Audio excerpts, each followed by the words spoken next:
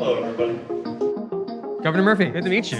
How do you want to do this? You masks on? I'm gonna take them off. You're gonna take it off? Governor, I have covered pot for a while and I've traveled the world seeing it being legalized in different places. Honestly, never thought it would happen in my home state of New Jersey. My first question to you is, when can I go to a dispensary and buy pot in my home state? I think there's a chance, Krishna, that you're 6 months from being able to buy it in one of our medical dispensaries that are already up and running.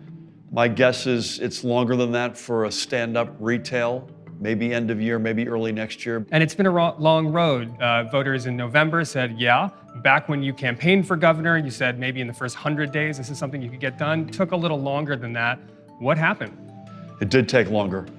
We came close to doing it legislatively. Historically in America, that's been a very hard road. It's much more likely, much more the case that states put it to referendum. That's what we ended up doing. It passed overwhelmingly, and we're still ironing out some of the wrinkles here. You're standing an industry up from scratch. There have been a dozen or so states that have gone before us. We're trying to learn all the lessons. I'm thrilled it'll be a nice add to the economy, create revenues, jobs, all of that's great, but it's the social justice piece that got me there. Now let's talk about social justice, because in that intermediary time between the referendum and now that you've signed the bill, according to some reporting, about 6,000 people perhaps were arrested for pot in some way or another. And every day, every month, every year, more people are suffering because the war on drugs hasn't ended. The outdated marijuana laws that we had in our books, the old ones, the toll that they took on particularly communities of color, young persons of color, especially young males of color, was overwhelming and devastating. One of the things we are committed to is we want to be the second chance state. So not only are those any arrests since Election Day until the bills were finally signed, those have all been dropped. If you're in the system already, there's a process underway. And I had already signed an expungement law, I guess a year ago, December, for folks who are no longer in the system but had a record on their books. So to be clear then, not only are you legalizing it going forward, you're also looking backwards and trying to get pot offenses off the records? Correct. The reality in our criminal justice system when I came into office was that we had the widest white, non-white gap of persons incarcerated in America, and the overwhelming reason was low-end drug offenses. Those days, thank God, are over.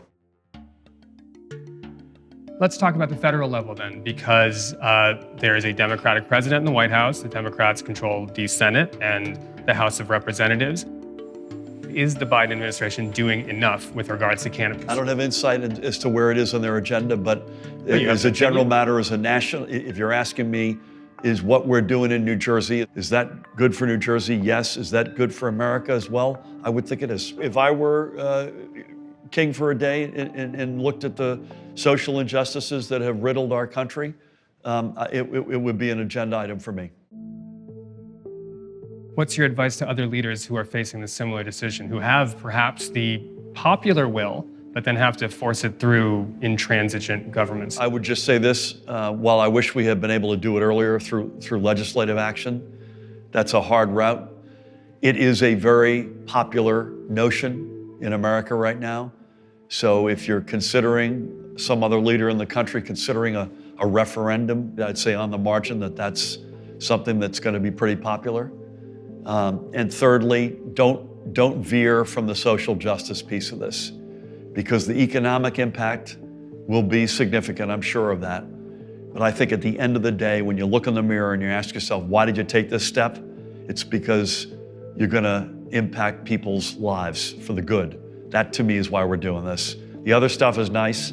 That's the main focus, and I think folks need to keep their eye on that ball.